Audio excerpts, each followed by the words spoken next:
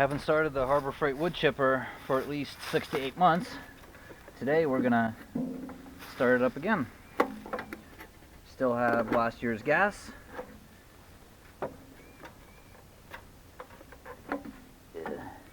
Here's the on-off switch.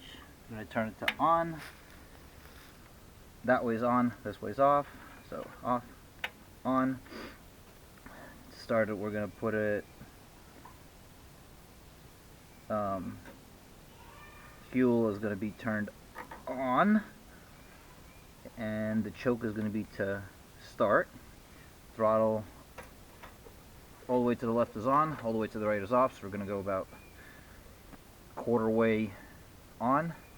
We're going to do a couple pulls just to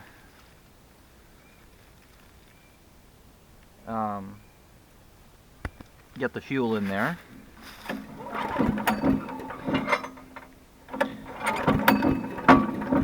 When I shut this thing down every single time to prolong the life of the engine, I drain the fuel out of the carbs by turning the fuel to off and just letting it idle until it burns off all the fuel in the carbs. So let's see if it'll actually start.